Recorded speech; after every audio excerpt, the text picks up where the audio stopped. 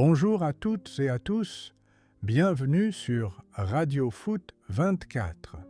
Nous sommes le 8 juillet 2026 et voici votre grand journal consacré aux dernières actualités du football mondial. Au programme aujourd'hui, une enquête qui secoue la Fédération d'Argentine, plusieurs changements de sélectionneurs après la Coupe du Monde, un point complet sur le mercato européen, les réactions des joueurs après les éliminations, ainsi que toutes les informations importantes à ne pas manquer. Avant de commencer, pensez à vous abonner, à activer la cloche des notifications et à laisser un j'aime. Cela aide énormément la chaîne à continuer de vous proposer chaque jour toute l'actualité du football. Sans plus attendre, place à la première partie. L'information qui fait le plus de bruit concerne l'Argentine. Selon plusieurs médias, des agents du FBI et des procureurs fédéraux américains enquêtent sur certaines opérations financières de la Fédération argentine réalisées aux États-Unis. Les autorités américaines cherchent à vérifier si près de 230 millions d'euros de recettes ont transité par plusieurs comptes bancaires via une société américaine, avec des soupçons de blanchiment d'argent ou de fraude. Pour le moment, il s'agit d'une enquête préliminaire et aucune culpabilité n'a été établie. Toujours concernant l'Argentine, la fédération égyptienne a officiellement porté plainte après son élimination face à l'Albiceleste. Elle réclame une enquête sur plusieurs décisions arbitrales et demande même la suspension de l'arbitre français François Le Texier ainsi que de ses assistants. La FIFA a également annoncé l'ouverture d'une enquête concernant des comportements racistes qui auraient visé le célèbre streamer Speed lors d'un match de l'Argentine. Plusieurs supporters sont soupçonnés d'insultes racistes. Du côté du Portugal, Roberto Martinez quitte officiellement son poste de sélectionneur après la Coupe du Monde. Jorge Jesus apparaît comme le grand favori pour lui succéder. Le milieu João Neves a publié un message très émouvant après l'élimination portugaise. Il remercie les supporters et rappelle les nombreux sacrifices réalisés par les joueurs pour défendre les couleurs nationales. Enfin, le Brésil continue de faire parler. Malgré l'élimination, Carlo Ancelotti restera sélectionneur. Bruno Guimaraes a partagé un long message très touchant après son penalty manqué, tandis que Youri Djorkaeff a sévèrement critiqué le niveau actuel de la sélection, estimant que le Brésil a perdu sa qualité technique historique. Après les sélections nationales, place maintenant au mercato européen qui s'accélère de jour en jour. Direction la France. Le PSG reste très actif. Le club parisien est confiant pour conclure rapidement le transfert de Magnus Akliouche en provenance de Monaco. Les discussions continuent également avec Leipzig pour recruter le jeune Ivoirien Yann Diomandé. À Monaco, Mohamed Ali Chaud se rapproche sérieusement d'une arrivée en provenance de Nice pour un montant supérieur à 10 millions d'euros. Thiago Scuro a également laissé entendre qu'un départ de Paul Pogba restait possible si les intérêts du joueur et du club divergeaient.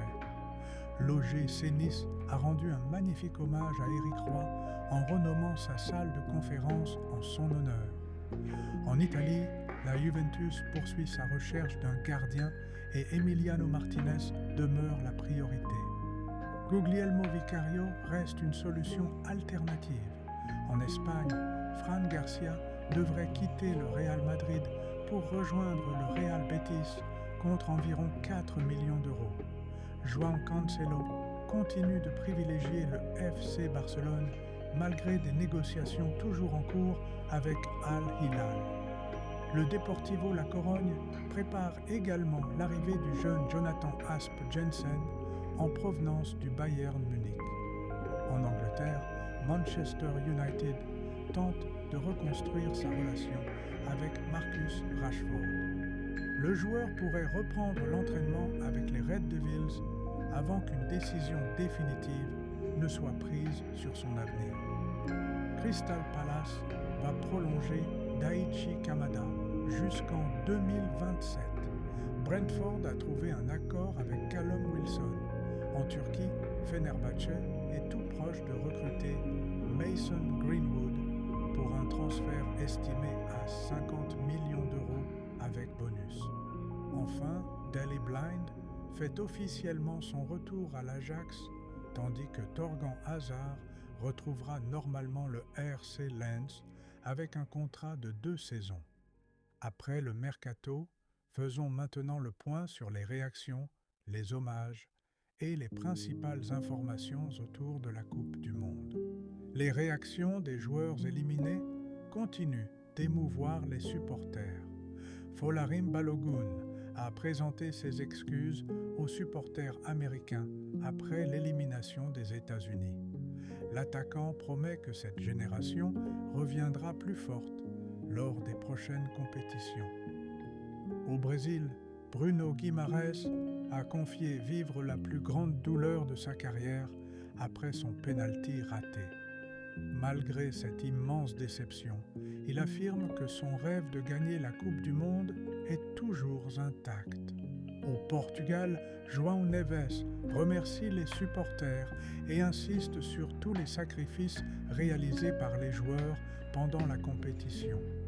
Concernant les sélections nationales, la Croatie tourne une immense page de son histoire.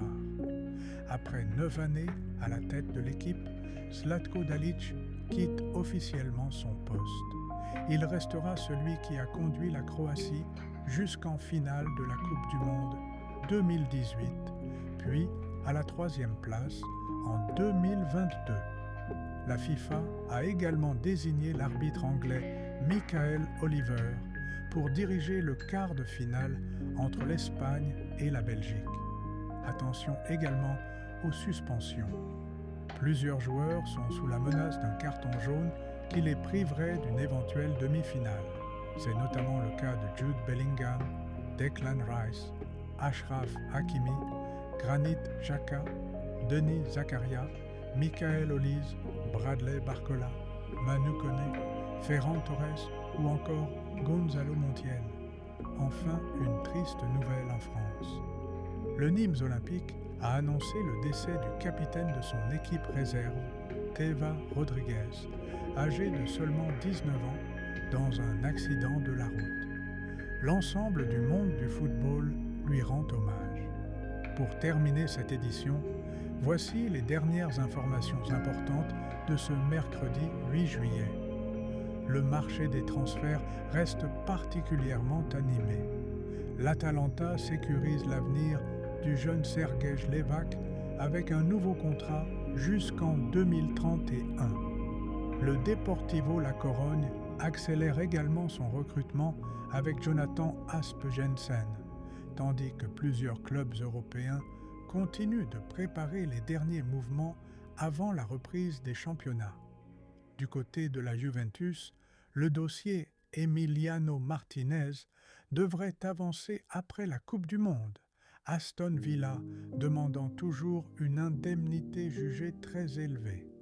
À Monaco, le départ possible de Magnès Akliouche pourrait permettre l'arrivée de Mohamed Ali Chaud, alors que le PSG espère conclure rapidement son offensive. Enfin, le football mondial reste marqué par les nombreuses conséquences de cette Coupe du Monde 2026, changement de sélectionneur, critiques, enquêtes, réactions des joueurs et mercato très mouvementé annoncent un été particulièrement intense. C'est la fin de ce grand journal football du 8 juillet 2026. Si cette vidéo vous a plu, pensez à laisser un like, à partager cette vidéo avec vos amis et surtout à vous abonner à Radio Foot 24 pour suivre chaque jour toute l'actualité du football, les dernières rumeurs mercato, les informations officielles, les résultats et les grandes analyses. Dites-nous également en commentaire quelle est selon vous l'information la plus importante de la journée?